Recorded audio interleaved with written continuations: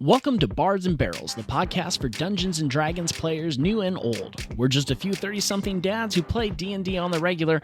I'm Ross Struess, and I'm joined by my friends and co-hosts Brett Miller and Phil Boone. We'll be exploring the worlds of Dungeons & Dragons in each episode, sharing our experiences, offering tips and advice for those who play and run this classic game. Don't miss out on us discussing everything from character creation to combat mechanics and even delving into some of the lore behind the game. We'll also be sharing some of our funniest and most memorable moments from our own D&D campaigns. So whether you're a new player just starting out or a seasoned veteran looking to reminisce about your own adventures or just get a new perspective on things, Bards and Barrels has something for everyone. So sit back, grab a drink, and join us as we roll for initiative and embark on this epic adventure. Welcome back, fellas. I've got a question for you. If you're going to jump into D&D in 2023, what do you need to get started? I thought you were going to ask if I had any Grey Poupon, to be honest. Well, that too. I don't. Grey Poupon? Are you serious? You all know that commercial, right? The Grey Poupon commercial where he pulls up in the limo and he hits the button. He's like, "Pardon me, do you have any Grey Poupon?" It's like a mustard. Okay. I try not to poop on anything other than my toilet. So good to know. Okay, what was the actual question for this episode? Okay, if you're jumping into D&D in 2023, what do you need? You watch these videos, you see people playing D&D in TVs and movies that they've got this giant table full of miniatures, full of dice, full of books everywhere. What do you need to get started? none of that. So Agreed. if you want to play D&D, all you need is a copy of the basic rules, which you can get for free in several places. D&D Beyond has a free copy of it if you're looking for a digital version. Wizards of the Coast, so dnd.wizards.com, they have a free downloadable PDF version that you can download and print if you want to. A copy of those rules, which are going to give you the basic how to play type of scenarios, as well as some of your beginning character choices. So it'll run you through how to build a character. There's a couple tidbits in there for your dungeon master, something else that you're going to need to play. You got to have one person in your group of friends that's willing to be the storyteller / referee. They're going to run the show. They're going to set the scene. They're going to be the rule judge, and they're going to help move the story along. You need some sort of a blank character sheet, whether that's digital, whether that's printed. Once again, another free resource you can find on those same websites.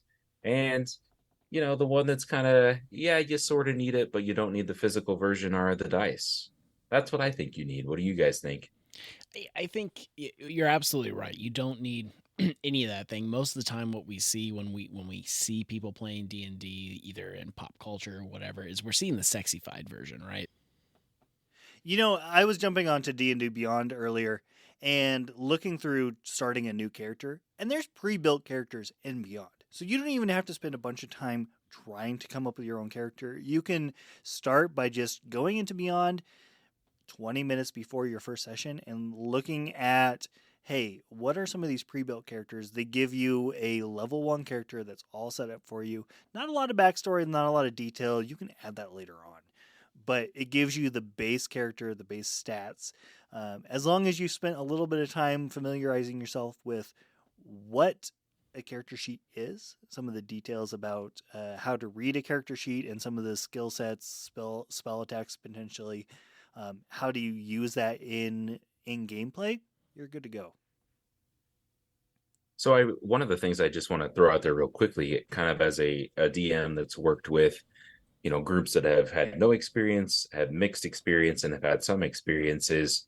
One of the things to know is that if you print off a physical copy of a character sheet and you come to the table to build a character, your experience may be a little bit different than someone who's trying to build a character in Beyond.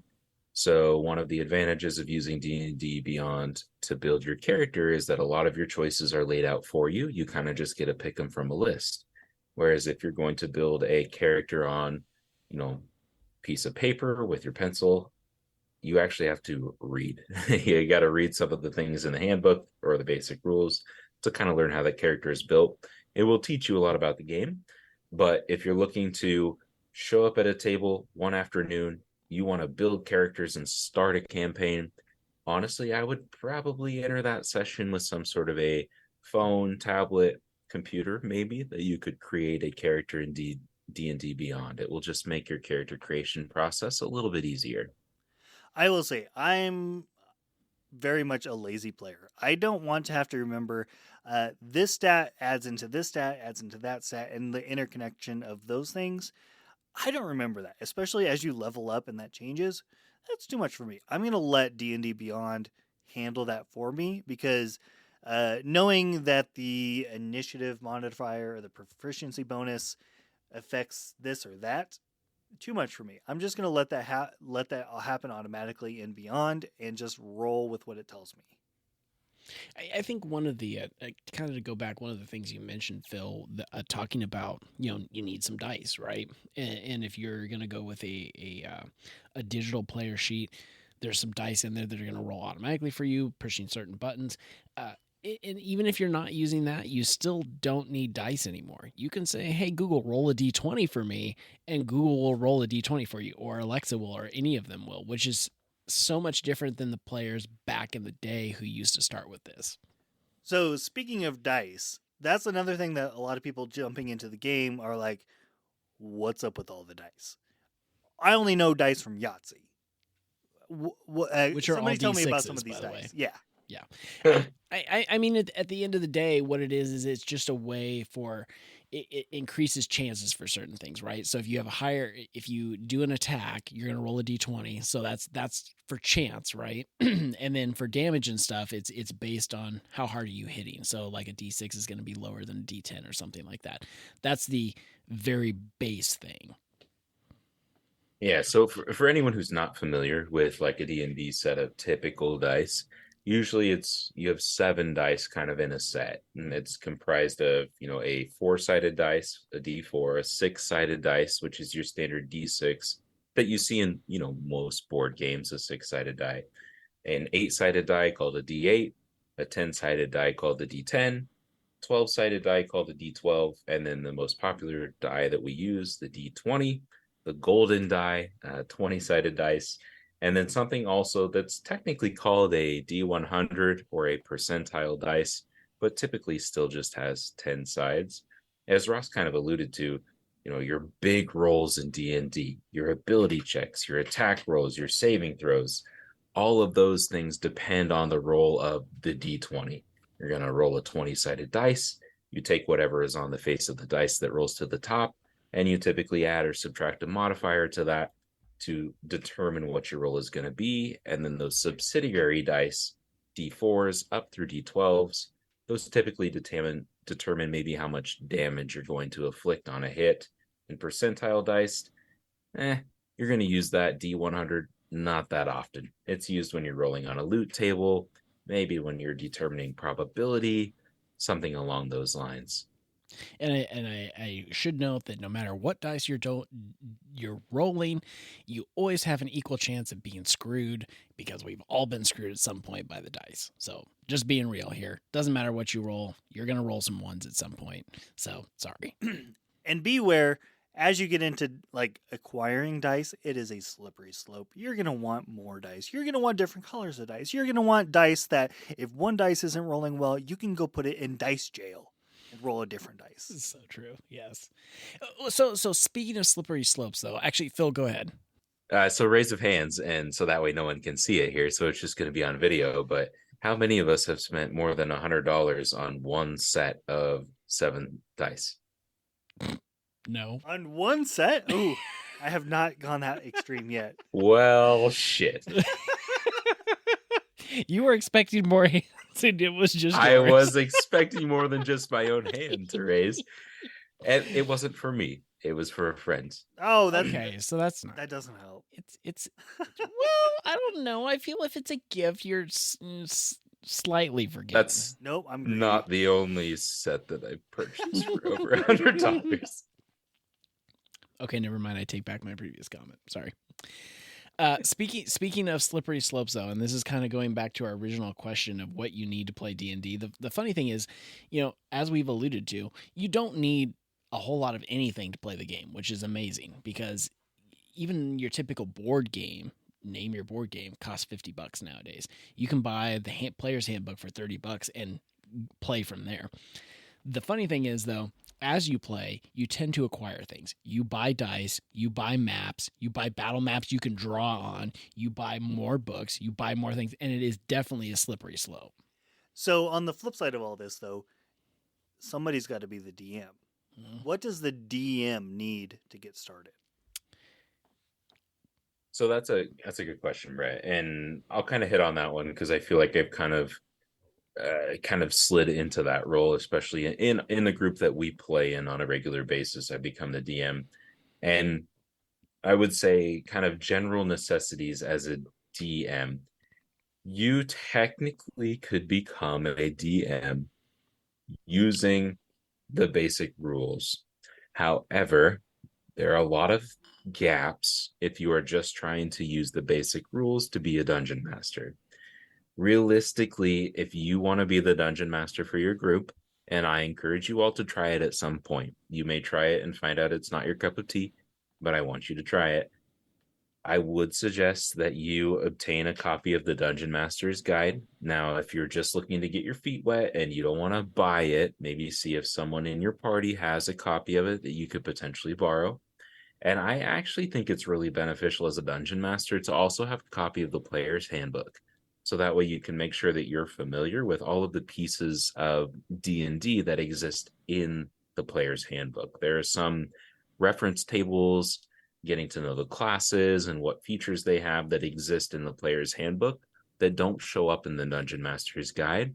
And it is advantageous to potentially have a copy of the monster manual or some kind of a published source book that may have some monsters in it, so you can kind of populate or see the stat blocks for the opposition that's going to come against the party. Not necessarily necessary, but helpful as a dungeon master. I will say, as somebody just dipping the toe into D&D to see if you even are interested in playing this, one thing that you can do is go get a D&D starter set. There's a couple different versions of the starter set, and they're pretty good. Like, they have pre-built characters for your entire party. They've got a basic set of the rules in there for you, and they've got a campaign laid out that walks you through, here's what you can do to go walk a party through the campaign. Here are the different paths that they can go. A lot of them are set up so there may be 2-3 sessions. So short campaigns, but very manageable for an entry-level DM. So one of the things that I absolutely love about those packages that they built too is that you can kind of, there are choices, right? So if you want to go for the high fantasy, wizard slinging magic, I want to build what you maybe would consider kind of a traditional D&D campaign. You have your essential starter kit. Then they've also come out with some spins on that, right? So if you're a Stranger Things fan, there's actually a Stranger Things kind of starter set where you're fighting things like the Demogorgon and things like that. And your pre-rolled characters are the characters that Will has created in his campaign. So you can kind of get that taste. Or there's a Rick and Morty kind of starter pack. So if that's your fandom and you love Rick and Morty, you can get into D&D by using that starter set, and it makes that level of entry really simple. Swinging back to what you need if you're a DM, one of the things that's free, books. Any book. Like, one of the keys to being a decent DM is storytelling. Pull things from everything that you've read. One of the things that I did for these two guys that I do the podcast with is I pulled this random thing out of the Da Vinci Code by Dan Brown. It was like a test of honor thing that I asked some questions. They didn't recognize it. Brett recognized it after I told him what it was after the end of the session we were running. But that goes back to the fact that, if you read a lot and you find yourself telling good stories, if you are a writer, something like that, you don't even need to be a writer. That was not necessarily a prerequisite by any means, but good storytelling typically leads to good DMing. One other thing I want to touch on is sometimes if you watch like high level D&D, like Critical Role or some of the big podcast gameplays out there, they're going to be talking in all sorts of descriptions, all sorts of character voices. You don't need that to get started. Do what you're comfortable with. Dip your toe in the water, figure out what level of immersion you want to jump into and what you're comfortable with, and roll with that. And it also affects your party, the group that you're playing with, what level they're playing at as a group. Fit the group you're playing with, and just have fun. One of the things I want to make sure that, like, as an introductory level player that you're comfortable with, is always coming to the table as you. So, as a dungeon master, I personally am not a super gifted voice actor, right? I will never be a Matt Mercer. That is not in my wheelhouse. That's not who I am. So, I don't do great character voices, but I never, ever want to discourage someone who is interested in trying to do a character voice and truly immerse themselves in the experience from doing that. So if you want your character to have a voice, to kind of even physically act out some of the things that you're doing, right? With, don't act out your violence, right? Like, use some common sense there, but don't be discouraged, even if you're the only one in your party that's doing that, because some of that's contagious. Some of the other people in your party may just be too shy to try. So by you putting yourself out there and exhibiting that, if that's something that you're interested in, it may encourage them to adopt a voice for their character. So always make sure that when you come to the table, that you are being authentic to yourself and playing the character that you want to play. Awesome. So I think wrapping up, I think the main thing is just jump into it. You don't need a lot of extra stuff. You don't even need dice. You don't even need a full player's handbook. You can get away with very entry level, just jumping into some free resources, trying out D&D. Be careful. You're going to want more. There's a lot of additional stuff that you can unlock, but it's very approachable and it's kind of an easy entry to getting into this category or getting into this hobby. I think at the end of the day, there are always going to be more people that play D&D than you think there are. And so go find your group, have fun with it, and don't feel like you need anything to jump into the game. Absolutely. And something else we found is as you're talking about D&D with some of your friends, some of the people you know, you're going to find people that are interested in D&D or maybe are quote unquote closet D&D players that play it but don't necessarily broadcast that they play it. Feel free, let your nerddom shine. There's probably more people out there that are interested and we're willing to play with you than you probably expect. But with that, we're going to wrap up for today. Please, if you have any tips or tricks for new players, feel free to drop them down in the comments on Facebook. And if you haven't followed us on Facebook, give us a like at Bards and Barrels on Facebook. And we'll catch you next time.